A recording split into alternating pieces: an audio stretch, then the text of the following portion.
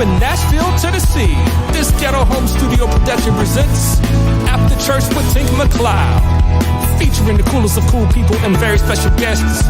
And here's your host, Tink McLeod.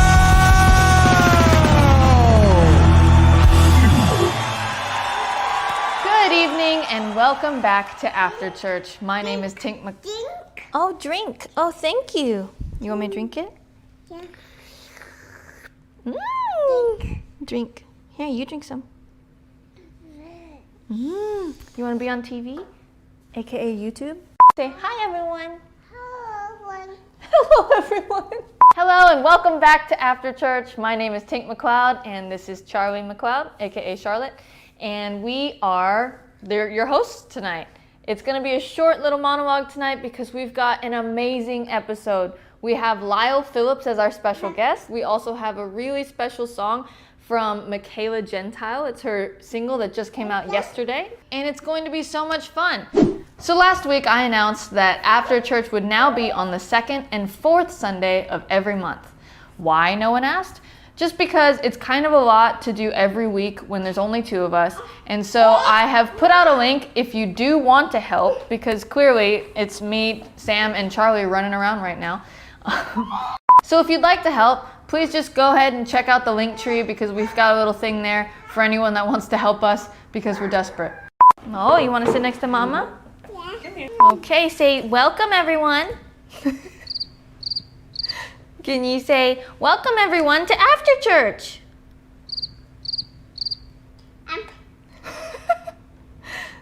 Where are you going?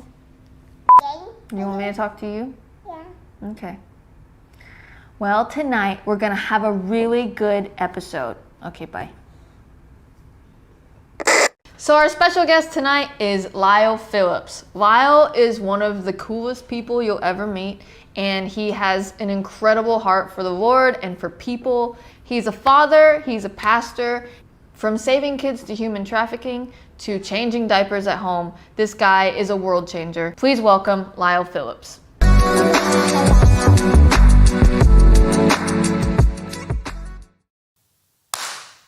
Ooh, that was a good clap. That was a good Pentecostal clap. Yes, it was. Well, Lyle, thank you so much for letting us film at Legacy and Absolutely. doing the After Church thing. My pleasure. It's been a while since I've been here, and the building looks great. And Thank you. Just want to say it's really great to have you on the show. So thanks for doing this. Thank you. It's my honor. I think so much of you and your husband, Sam, so it's a pleasure to be here. Oh, you're the best. And you are a dad of your third baby now. You have three kids now. Yep. How's that going? Overwhelming. Yeah. 3 kids is a lot for sure, but I mean, we're super stoked. The newest one, her name is Rua Grace. And so she's like, well, she'll fit in a shoebox. She's so very cute. small. I think she just hit 5 pounds yesterday. Oh my gosh. But she's home. She's home. Yeah. That's the most important thing. She's It is. home. Healthy, with Mama. happy. So Mama's good. healthy, happy. Come on. So it's very good. Man, you guys are just amazing. Yeah. All right, well, let's start with some rapid questions. Are you ready? Okay, I'm ready. All right. What's your favorite food? Anything Japanese. Favorite color? Green. Favorite city? Nashville. Favorite clothing line? Probably Gucci. Love it. You're so fancy. I love it. Favorite accessory to wear? This bracelet. Over in East Tennessee, his storyline goes that he hammers these things out under the Smoky Mountains in a river somewhere. I don't know. It's like a cool story. But I met him, and he made like a bunch of special bracelets for me.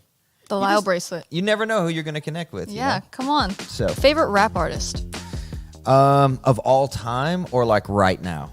Both. Okay, so right now, people are going to hate on me for this, but I love Drake. What's wrong with in his Drake? I love feelings Drake. because people think he's too soft, you know. But I like Drake. I think anything Drake puts out, some people are going to be mad, particularly religious people, that I said that. But hey, I think Drake is great. And then of all time, oh man, probably Tupac. Yeah, of course. Yeah. Yeah, I mean, well, I could have said B.I.G., you know, True, same true. era, but I was more of like a West Side guy. Yeah. Yeah. All right. Well, how about you tell everyone, you know, what does life look like for Lyle right now? Sure.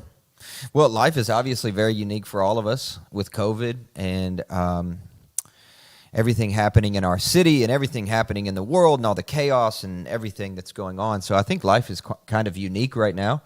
In the midst of that, we bring a baby home from the NICU. So we have a third kid. All of that is brand new. So I feel like I'm just in a season where nothing at all looks the same or as I expected it to.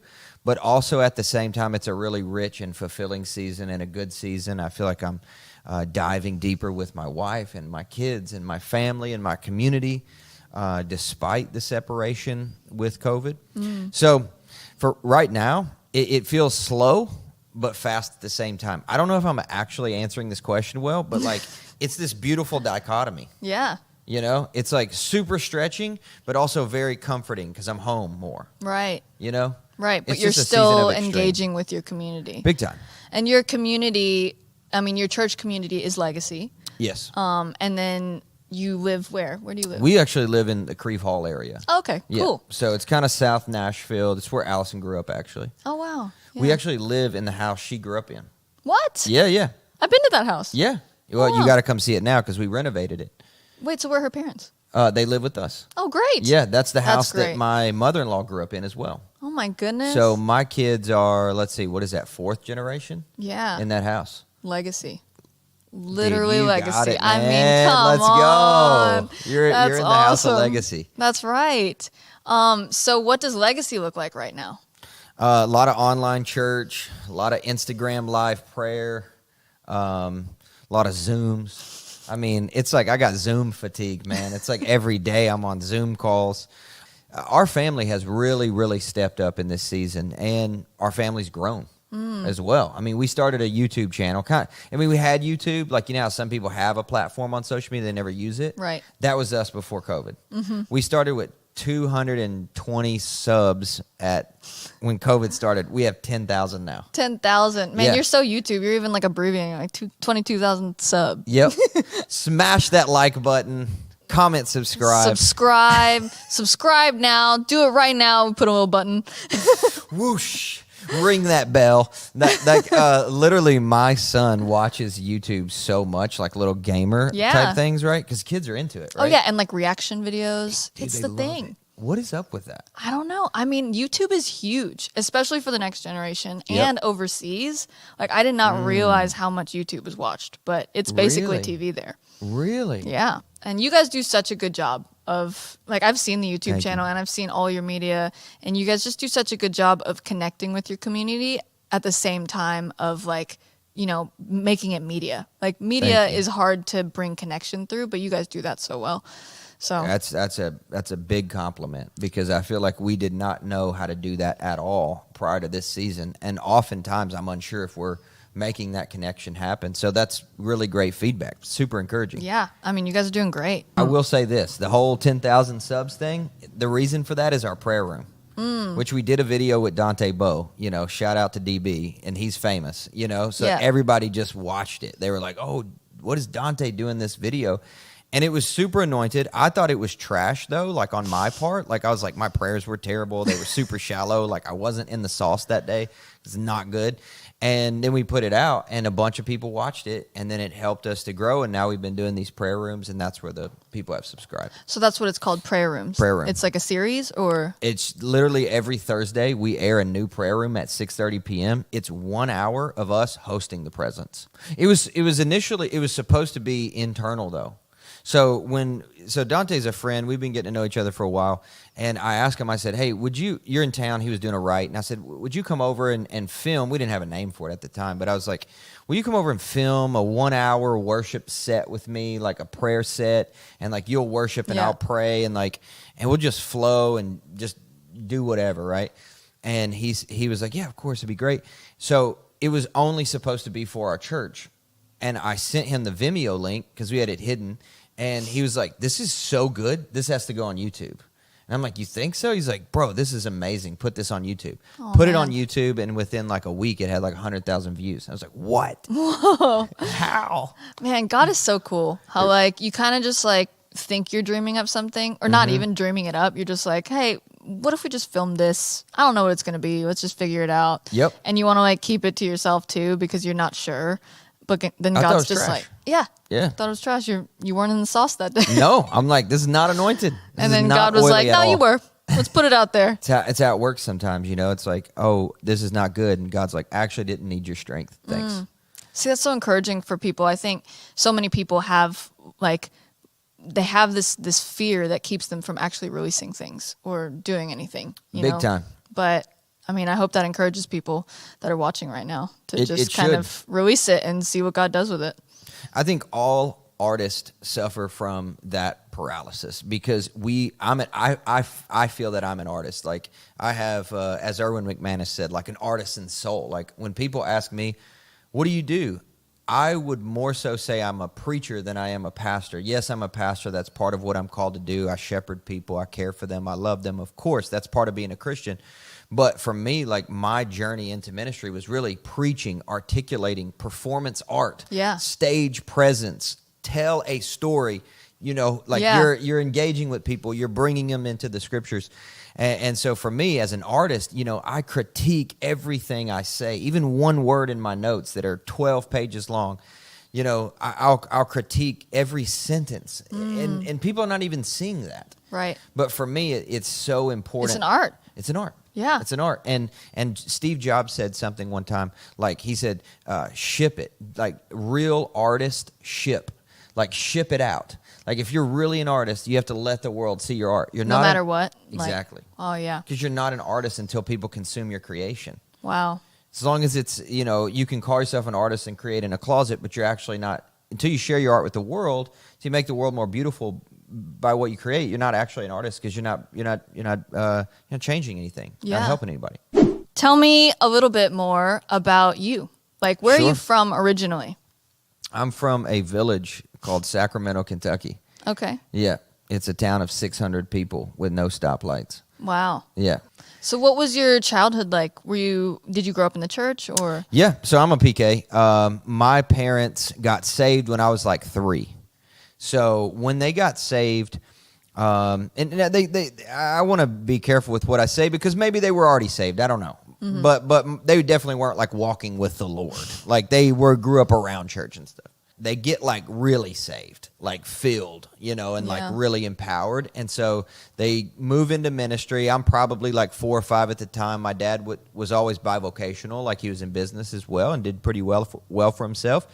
And then when I was a teenager, they took their own church plant.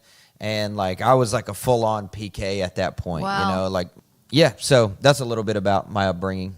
I grew up in the church. So was it easy for you to like, you know, stay a Christian? I mean, you would have grown up as a PK. Like, what was that like growing up as a PK? Because I think there's so many different like types of PKs. What was it like for you? Absolutely. Well, for me personally, I just hated going to church all the time. And because we grew up Holiness Pentecostal, there was this standard that was you're in church every single time the doors are open. I mean, it's like Sunday morning, Sunday night, Wednesday night. If we're doing something on Saturday morning, you're there. Prayer breakfast, ladies auxiliary, like you're there, you know, and I was there. So I hated that. Like I hated that. And then I loved rap music. And I loved like rated R shoot 'em up movies like True Lies and Arnold Schwarzenegger. And like I loved that stuff, you know? Yeah. And then I loved sports. I really, really loved basketball. So I wanted nothing to do with church because it felt very constricting and controlling. And it felt very antithetical to the culture that I wanted to be a part of and experience with my life. And I felt like it was unfair because I was trying to make the choice to live life to the fullest, you know, by my definition. And then here were these big, bad, mean pastors trying to shield me from it in the name of God. So I was like, I am out of here. I think I checked out mentally when I was like 11 or 12. Yeah. Because you wanted to be a basketball player. Yeah, I wanted to play in the NBA. Like, that was the dream, man. Like, I as I got older, I was like, okay, I'm pretty small. Maybe I can play professionally overseas or something, you know? I was like, I'm probably not going to make the height requirement. But, yeah, so that's why I was like, no, I don't want to be a part of church. I want to be a professional basketball player. So then what happened for you? So I did actually play basketball at a pretty high level. Ended up playing for this Nike team. Traveled all over the United States. Yeah. It was awesome. Like Rajon Rondo was also on that team, who is in the NBA now. What? Yeah. So he was. I was a point guard. He was point guard sometimes, shooting guard. There's some other players that went on to play D1 and stuff. So for me, I was super stoked because I'm like, I'm a part of this team. I'm going to go play, D1 ball and then maybe one day play professional. Transferred schools my senior year to play for like this big school so I could get recruited to a larger D1 school. And dude, I just fell like completely off the wagon. I couldn't keep it together, constantly in trouble, got arrested at school, started to experiment with drugs, alcohol, prescription medication. And my coach kicked me off the team. Oh, wow. I literally got arrested at school for a fight that I had that had started in the parking lot of the high school, and pretty much lost everything. Scholarships were gone. Wow. All the opportunities were gone. Coaches didn't want to mess with me. So I kind of gave it up and moved out of my house. So this was your senior year of high school? Yeah. You moved out of your home with your mom and dad? Yeah. And then what would you do from there? Well, I mean, to be honest, I lived in a drug house. I was using drugs. I started selling drugs. I was kind of doing that in my own high school. Then with the arrest, and they kicked me out of school, so I had to go to a different school. So I was kind of like, between my grandparents' houses and living in this drug house and all these different places, just trying to figure out what I was going to do with myself. But that was a very dark season of my life. Wow. And that would have been like a weird dynamic with you and your parents, right? Because being a PK. Yeah, we were completely estranged. So when I moved out I had just turned 18.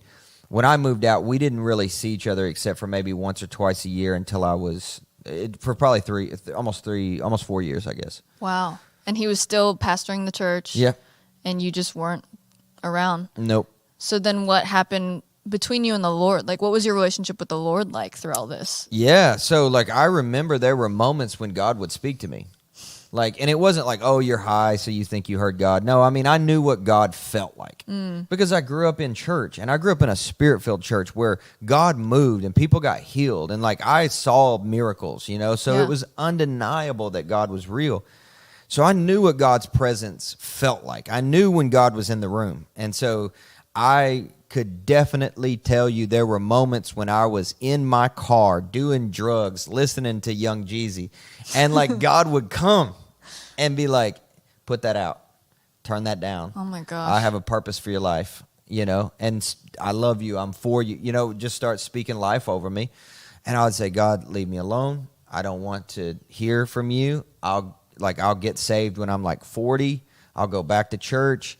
I'll pay my tithe. I'll go to heaven when I die. But for right now, like, just let me be me, You got a whole plan. Yeah, I had a plan. That was bro, my salvation just chill plan. out. Like, Yep. I know when I'm going to come back.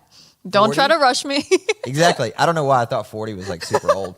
You wanted to live your life. You wanted to have fun for a bit. Yeah, 20. Give me 20 years of fun, and then I'll go to church. I mean, that's an understanding, though, because you knew that God would take you back. So you're like, I'll come back later. I knew he'd forgive me. I knew he'd heal me. I mean, I was like, even if I get sick or something, God will heal me. Yep. Like it was, which is kind of dumb and taking advantage of grace, I'm sure. But like, I was thinking, like, it doesn't matter. Even if I got AIDS or something, like God would heal me. God would totally heal me. Yeah. So that was kind of like what life was like prior to really encountering God. So how old were you when you really encountered 21. God? 21. Oh yeah, I was 21. So I'm growing weed in my closet. I got coke in the cabinet.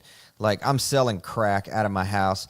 And basically what happens is I'm rolling up some weed for the next morning because I just did that at night. I was like just preparing. I mean, I was just high all You're day. You're a planner, man. Dude. Planner. You're like, I need this for the next day. I need this before I brush my teeth in the morning. Looking back, I'm like, God, man, I was crazy. Yeah. Rolling up some weed, fall asleep on my sofa, futon. That's what every college kid has, right? A futon. Fall asleep on that, and then And like I wake up, like I'm like shaking out of my sleep, and I see somebody walk past my window, and I'm like, the SWAT team is here. I've seen them just kick down my friend's door down the street. Like, I know they're going to come and arrest me. I'm growing weed in the house. I got drugs in the house. I'm doing all this stuff. And so I go to the window, look out, no one's there. Go to the door, look out, no one's there. And the same presence that I felt in church growing up and all these revival meetings my parents used to force me to go to was the same feeling I had in that drug-infested apartment in that moment. And the Lord Jesus walked into that apartment, spoke to me very clearly and said, in 6 months, you're going to be dead or in prison unless you come home to me right now. Oh, my God. So that's my salvation story. That's how I got saved.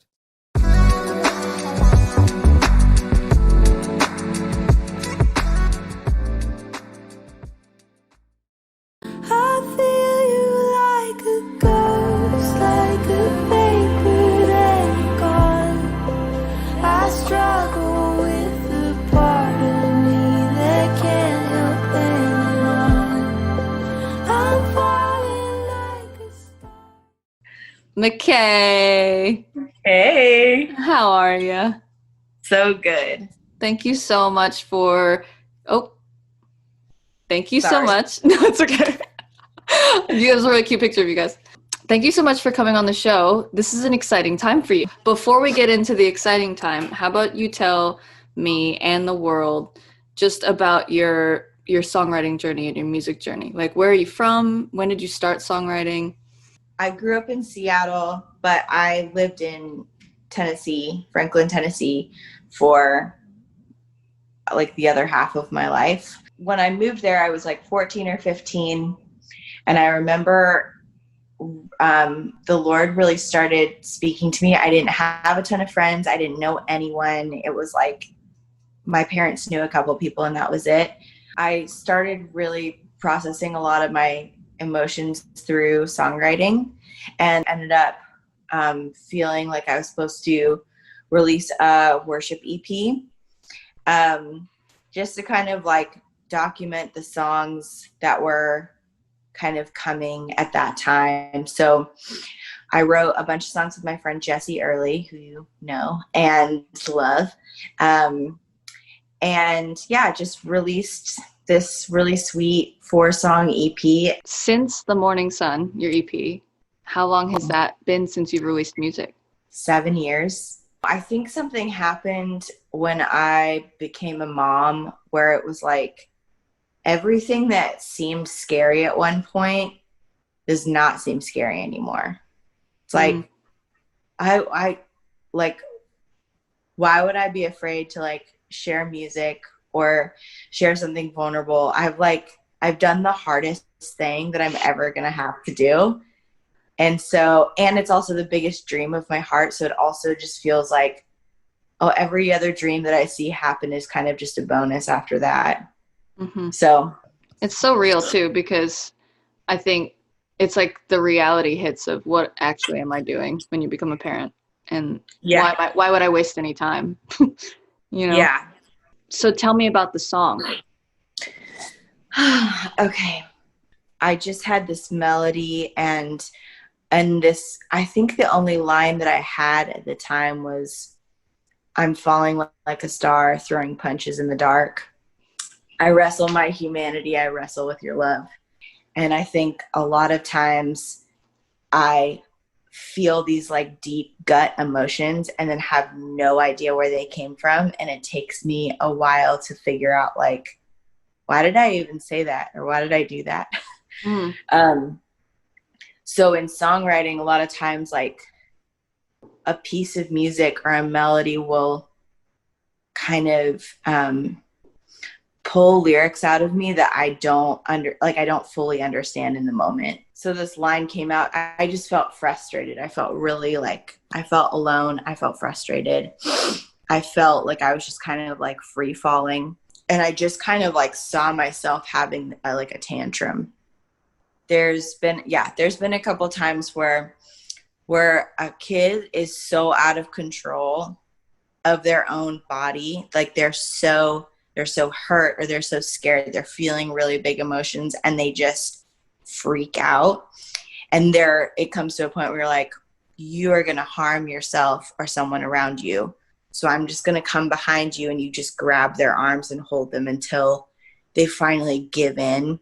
Like, and that's just kind of how I felt when I was writing this song, was like, I'm having this tantrum, but just like almost like begging God, like, come stop me, like, show me you're in control right now. Yeah. Like, I'm gonna hurt people around me. I need you to come and just hold me still. And it was awesome because I had help from some really amazing women. I brought the like pieces of the song that I had to Rita Springer, and she immediately had some really she had some great questions for me about like why I was using the language I was. And then once she got the vision about it, she was like, okay. And she gave me some really great, she added some really great moments to the song. And then it was pretty much almost finished. Just kind of didn't really understand how to like arrange it. Like, is this a verse or is it a chorus? Is this a bridge? Like, where do I sing these parts? And I got together with a girl named Lindsay Sweat, who is from Nashville, and a girl named Emmy Rose, who lives here. And we finished the song. It's a girl gang song. It is. It fully is. Oh, that's so awesome, Michaela. And I think it's really like relatable for so many people, because we wrestle with God all the time and we do throw tantrums, and you want God to do something, but the only thing he can do is just hold us down and wait and be there. Yeah. Right. And so I just think it's really good for people to hear like where the song came from too, because you can listen to a song and experience it and totally get it from listening to it. But it's another thing hearing it straight from the writer of like, what is this about? Like, where did this come from? I'm really excited to just have people hear it. And I know one of the things that was really special about releasing my EP was getting like random DMs or Facebook messages or even emails from people just like sharing how it affected them. The other thing that's scary is releasing something with no like promise of anything else on the horizon and being like, do you remember me? do you still love me? Like, new song, who dis? Yeah, new song, who dis? Also, like, don't know when any other songs are coming out, so don't get super attached. But that's just, it's breaking through the threshold of just, here I am, I'm back. Yeah. And then I don't know when I'll be back after this, but I'll at some point. I'm back for a second. And back I might for be a back second. Later. Yeah, but that's mom life. You do what you can. Yeah. Well, in this preview, it's you and JP playing it just at home on your home piano and an acoustic guitar. Thank you so much for sharing it with us. Can you give us the details of how they can listen to it? And yes, absolutely. The song Wrestle will be available June 27th on pretty much all major platforms. So you can listen to it on Spotify, iTunes, all the Pandora, probably. I don't know. All the things. Napster. Napster, LimeWire. All the things. Here's the song, everyone. Thank you, Michaela. Hey, I'm Michaela, and this is my husband, John Paul, and we're going to play a song I wrote called Wrestle.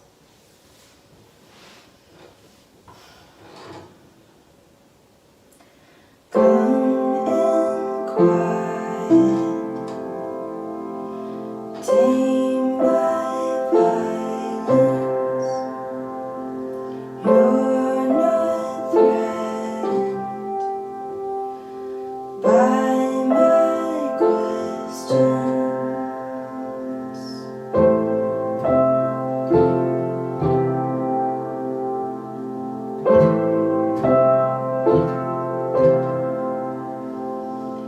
Cut to my heart, see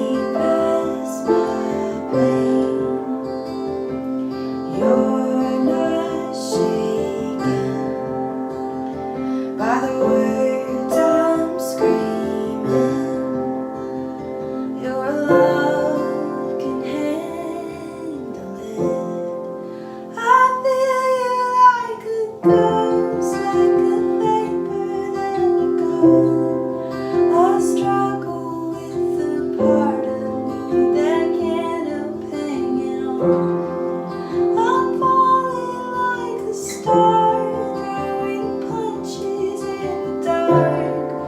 I wrestle my humanity, I wrestle with your love.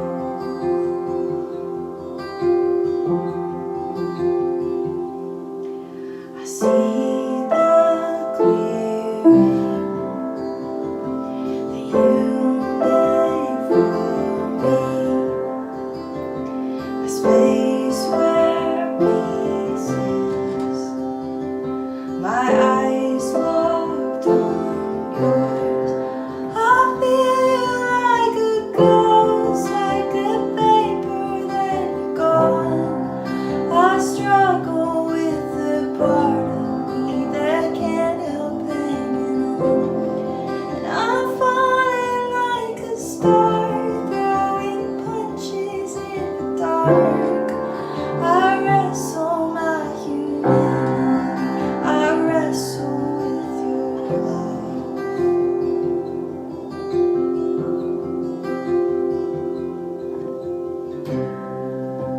Pin me down, wrap me in your love. Let it prove that I can be enough. Put my heart tight to your truth. Let this fight lose itself to you.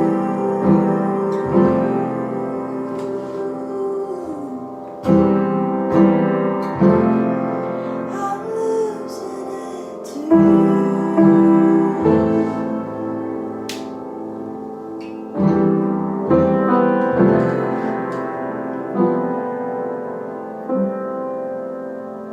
I see the clearing that you made for me, a space where peace is. My eyes locked on yours.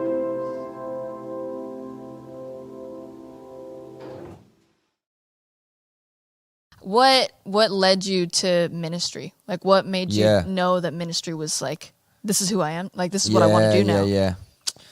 Man, honestly, what led me to ministry was two things, and it's still what leads me to ministry today. It's God and people.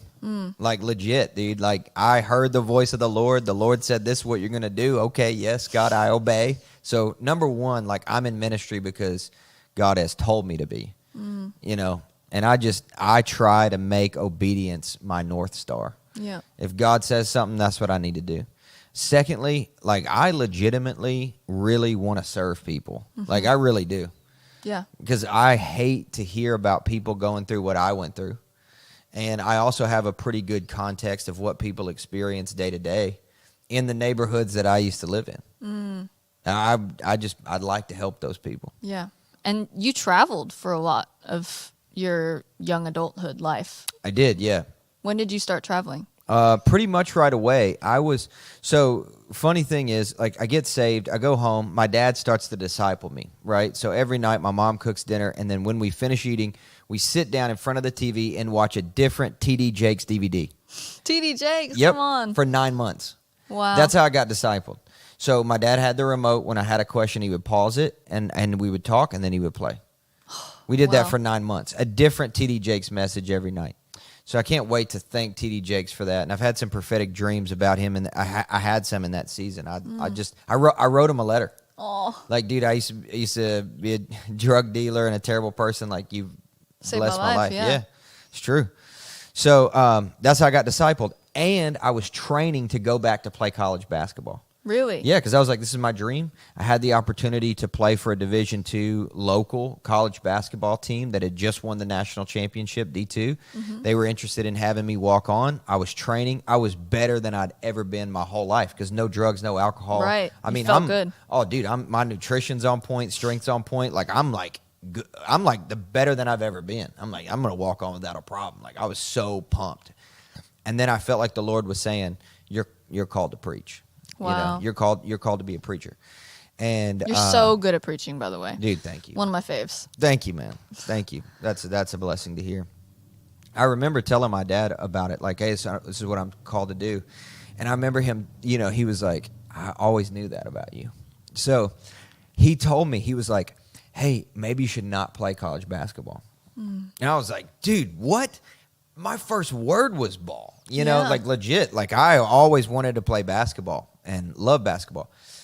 And then that night the Lord spoke to me. He was like, I remember, I remember this like it was last night, dude. Cause like, the Bible, David's like, I soaked my bed. Yeah. I literally soaked through my whole bed because I was like kind of fighting with the Lord. I was like, this is my whole dream. Yeah. And I remember him asking me, but how many more souls could come into the kingdom if you would, hang the basketball jersey up and become a pastor, become a preacher? And that was how I decided to, stop playing ball. And I wrote, like on my basketball, like wrote Isaac. I'm like, this is a sacrifice unto the Lord. Oh, wow. To be a part of basketball and sports. And so that I moved to Austin, Texas. You mentioned traveling. I'm sorry. I'm telling you too many details. No, it's great. Love it. I'm detailed also. The more details, the better. Love it. So I moved to Austin, Texas to go to a ministry school. Met a guy there who'd grown up in West Africa. He took me under his wing. His name is Jonathan Suber. He pastors in Texas today. And traveled with him to Ivory Coast and to Kenya and to Uganda and went to South Africa and Mexico and the Philippines. Oh, my gosh. And he took me all these places, and I just got bit by the bug. I was like, why am I fishing over here in America where everybody's already heard of Jesus? Like practically everybody is saved. Right. Like there's so many people that have never heard the name of Jesus. I'm going there. Right. I'm going to minister to those people. Because you got that like an evangelical like blood running through your veins. Definitely, so that would have been like so empowering for you to get overseas. Big time. And when you were over there, you started a ministry over there, right? Yeah, I started a nonprofit called Mercy 29. And so the 29 comes from Job chapter 29. Verse 15 says, I was eyes to the blind, feet to the lame, father to the needy. And so that hit my heart, and I was like, I'm doing that. I'm going to give my life to that, to being So that, good. for kids. And I always had this heart for kids. Like even whenever I told my parents I was going to go to college, right? And I actually did go for like 2 weeks. Like Just 2 weeks. just 2 weeks. And they were like, what's your degree program? They ask you that when you go to college. And I mean, I never did homework my entire high school career. Like I was a terrible student. Same. Yeah, I mean, that's School, man. yeah, it's possible. Yeah, I know it sucks. And no disrespect to the teachers out there. You guys are great. You guys You're are great. amazing. You're killing You guys it. are amazing. So I was like, I'm going to be in pre-med. And they were like, pre-med? You're going to be in pre-med? Like, your transcript is terrible. And I'm like, I just want to help kids.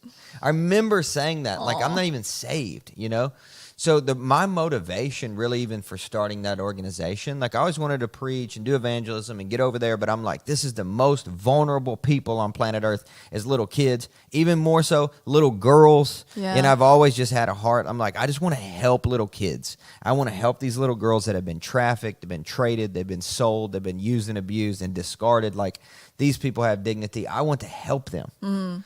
And that all started because I met this little girl named Zina in Pemba, Mozambique.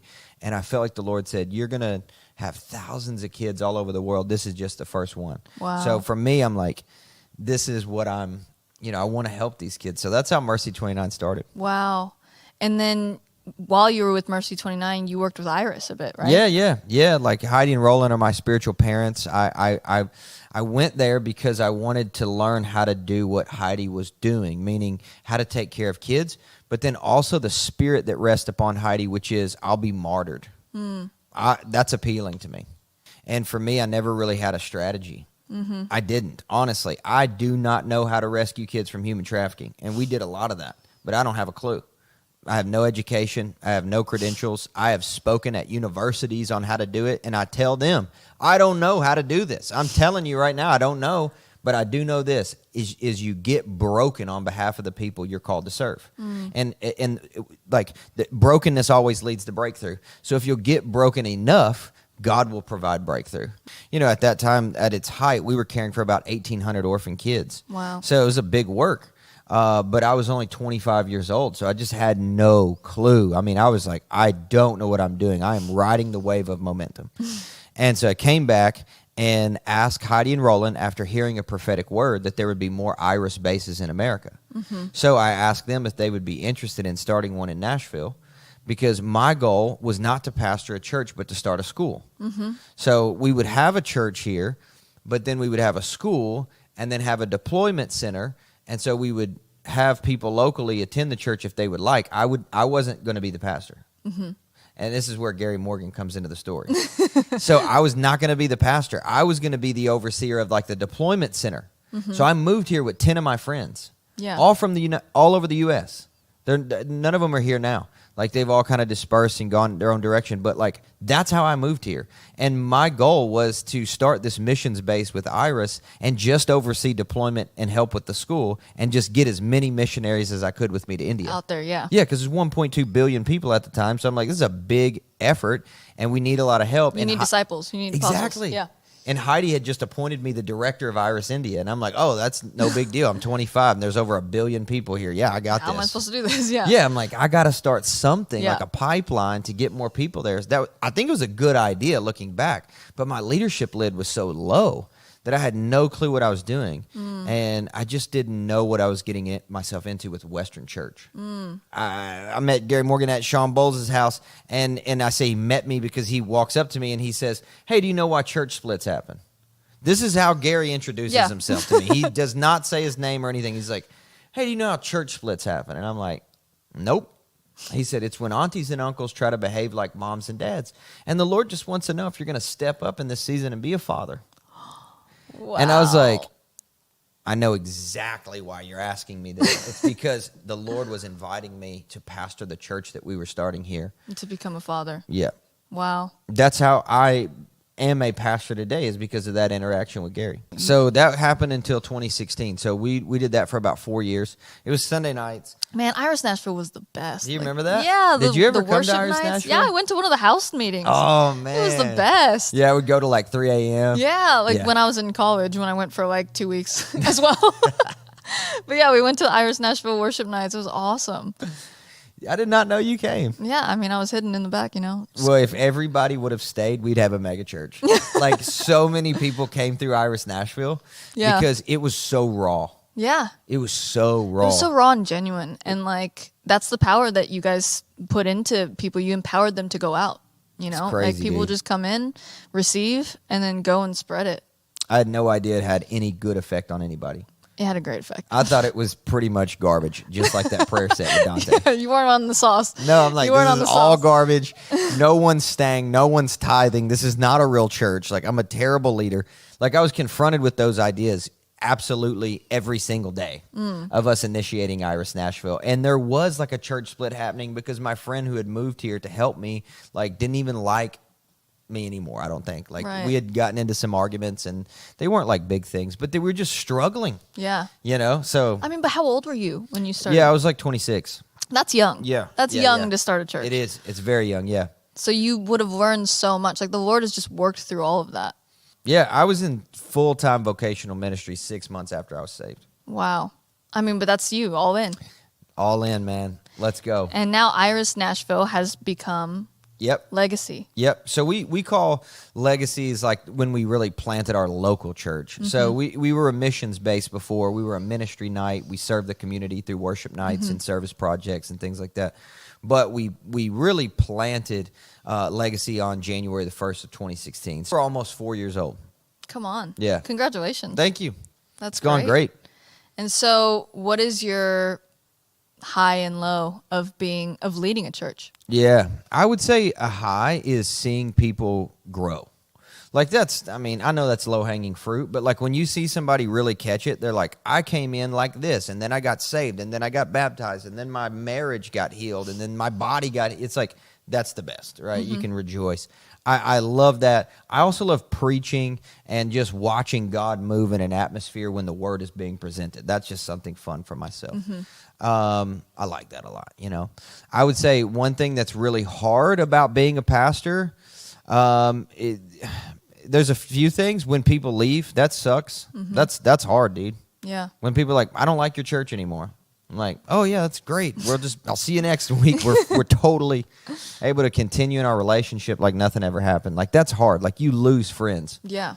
That sucks. Yeah, it does. That would be really hard, especially when you've grown so much with people. Yeah. And you've given so much. And they may not see it that way. Right. But to pull back the curtain a little bit, like for me, like sometimes even phone calls and text messages can be sacrifices. And I know not everybody sees that. I'm texting my pastor. Right.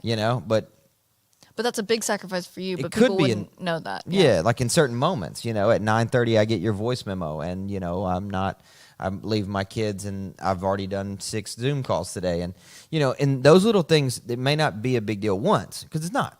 But they stockpile over years, and that's years of equity that you're investing in someone's life, and they don't see at 4 a.m. when you wake up and the Lord's like, hey, pray for so-and-so. And you spend 30 minutes praying for them, and you follow up with them, and you text them, or you spend time, just seeking God on their behalf, or loving their kids, or, investing into their life and connecting them with other people that are, valuable connections to you. It's like, hey, I'm trying to bless you as much as I can. And so that's a painful thing when you feel like that investment is treated so flippantly by someone to say, hey, you know what? Like, I just don't like it here anymore. So see ya. Yeah. We're still cool though, right? And I'm like, yeah, we're cool. Like, it's great. It just hurts a little bit. Ouch. Yeah. I'm just dying on the inside. Right. Yeah. Because people don't realize this, but pastors take it very personally. I know you know this, but like, it's your heart, like the strings of your heart is wrapped up in what you do because you give so much of your life to it. Yeah. It's been so great to for people, I think, to hear your story. I mean, it's great for me to even hear little more details about your story, but That's I just think awesome. it's so powerful, and I love Legacy. I love what you guys do. And also, it's pretty cool because Legacy is the name of your dad's church, right? That's right. Yeah. Yeah. My dad actually is the one who created the name, if you will, Really? because when we were in the process of switching over from Iris to, we didn't know. We were like, what is this church going to be called? And we really liked the name of a church, but it was already taken. Nashville Life. We were like, well, maybe we should do something with life in the name. It's like that. It's holistic. It's cool. And then I was like, there's already a church called Nashville Life. We can't do that. Shout out to CC because that's an amazing church in Alvin. But my dad was like, it's called Legacy. And I'm like, Dad, no, it cannot be called Legacy. There's a funeral home next door. They're going to get confused. They're going to think we're part of the funeral home. And he was like, nope, that's what it is. I'm telling you, that's what it is. And then the more and more we prayed about it, the more confirmation I felt from the Lord. And I shared it with Heidi. And I said, hey, we're thinking about changing the name of the church and joining in with my dad. And we didn't tell her the name. We just told her that. And she said, Lyle, you just got to do Legacy. Oh. And I was like, just sitting there, just waiting on it. And she was like, we're all about legacy. You got to do Legacy. I said, well, you want to know what the name of the church is? She's like, what? And I'm like, Legacy. She's Oh like, my gosh. Oh, we're getting wrecked. I remember she said that. Oh, man, she's the best. She's the best. Well, I mean, you guys really do steward Legacy. Thank here. you. And so, Thank you. Well done. And thanks for having me as part of your after church Yeah. show. I can always say in the future that I was one of the first before it just blew up to like prime time and you're on network television. Oh my gosh, or it shuts down. No. And I'm just doing reaction videos on YouTube of me watching preaching. I'll be watching your preaching and I'll just play a reaction video of me. That's what people want to watch now anyway, right? If you do that, I will watch that. Okay, I'll do a reaction video just for you. All right. Come back. We'll do a reaction video together. We should. Preaching. Yeah, we'll do part two. Part two. A preaching reaction video? Yes, let's Can we do it. seriously do that? Let's totally do it. 100%. Let's go. All right. Well, before we go, Yep. we should play a game. All right. Let's play a game. All right, so I was thinking that this game would be called the Hidden Talent game. Okay. And you have a hidden talent that I don't know if everyone knows this, but I don't know about this. you can rap. No, I cannot rap. Yes, you can rap. No, I cannot. You can flow. I am terrible. I think you can. And I think you have to share this hidden talent with the world right now. What do you think? Come on. Yeah, I don't care. I'll do it. Yes. Okay, so people have to like Spotify me. All right. I have one. Do you have a song? I have one rap song on Spotify that my friend let me be a part of his record. Oh my God. What is Yeah. it called? I Must Go Wild. I Must Go Wild by who? Lyle Phillips? No, it's Burke Zach. Burke Zach. And Yeah. you're what, like a star? I'm a feature. Oh my God. Yeah. All right, I'm going to play it in the credits. Can I play it? Play it in the credits. See what you guys think. All right. See if you like it. Okay, so now we're going to flow. We're gonna flow. Do you want to pick the subject, what we're going to flow about, or do you want me to pick the subject? You pick the subject. All right. This is gonna be trash, but we're gonna go for it. All right, I think I'll beatbox to it Okay. for you. Do Oh you want, my like, something gosh. fast or like... You do whatever you want to do, and I will do my best to make this work. It's going to be hilarious. Okay. Our sound engineer, production coordinator extraordinaire is going to get a kick out of Yes, this. he Brian is. here is in the room. Brian's He is gonna love ready this. to roll. All right. How about let's do a free flow Let's do a free flow. about the life of a pastor. The life of a pastor. Oh my gosh. Let's Are we try. ready? Let's try. This could be so bad I could screw it up right away. No, you're going to be great. I've heard you flow before. It's You amazing. have? Yes. Where? It was like Iris Nashville. It was at And church. Chris was playing guitar, and then you just came out and started rapping. I did not. Yes, you did. I used You to do this did. every now and The then. Red Curtain building. Oh, that was at Wallace Chapel. Yep. All right, let's right, the let's do life it. of a pastor. Life of a This is pastor. going to be really hard. I've never tried to rap on this subject before. Okay. Well, All if, right. if not, we'll do it again. We'll figure it out. Whatever. We'll try. Yeah. I'm all in. You are all in. I'm all in, Tink. Let's go. All right, here we go. You're good at this. Okay, so life of a pastor, diving in, freeing people from sin. Only one rule is Jesus wins, so they got to repent, get to the front of the altar. What can I say? I just got to pray every single day, hit my knees, depend on grace. That's the way it goes, so I'll let a flow go one more time on the after church show. Hey, yo, just gonna keep rapping, gonna keep leading the church like a captain, strapped in, sitting in the chair, so aware of where God's presence is, on a tear, ripping through the darkness. I think that's all I got today. Yes! Brian, did you love that? Brian loved that. That was awesome. Oh my gosh. And we turned the air off in here a long I time know, ago, I'm like so we're sweating. getting hot. I'm sweating, but that's because it's I don't think fire. it was good. I don't think it was good. wanna go but again? no. All right, we're Just done. leave it. We're good. You know what Brian told remember me? you said that you think that you're not on the sauce, but maybe Somebody could have just been blessed by You know that. what? Someone just got saved from that. Somebody just got saved. Exactly. A literal Benny Hinn wave. Yeah, you like just went- hit somebody in the face. Yeah, exactly. So here's what Brian said. I told him, I said, Tink may ask me to rap. He's like, you know what you should do? He was like, you should literally memorize a rap and just pretend like it's a freestyle. But I didn't. No, because you're all in. I'm all in. You couldn't do it. I'm all in. He has to be authentic, Brian. Yeah, that's it. Vulnerability, transparency. Let's go after man. it. You're the best. Thank you, Thank Tink. you for being on the show. Thank you so You're much. the best. It's my honor. All right. Well, we'll see you next time for part 2, the reaction video. Reaction video. Reaction video. Let's go. We did it. It is so hot. I know it got so hot in here. All right, guys. Well, it is time for bed, clearly for me, and especially for this one. I hope that you guys really enjoyed the episode. Make sure to go and listen to the recorded version of Michaela's song. Go and give Lyle a follow. And we'll see you next week for our episode with Gary and Sarah Morgan. I got one speed that's full on, the armor God I put on, the kingdom of heaven I pull on, I lay down and soak on, stand up, I get gone, gotta hit that curve real strong, fire up in my bones, I get in my zone, then I go real hard, bananas, wow, some say psychotic, that Holy Ghost fire has taken over my body, I've been baptized and possessed.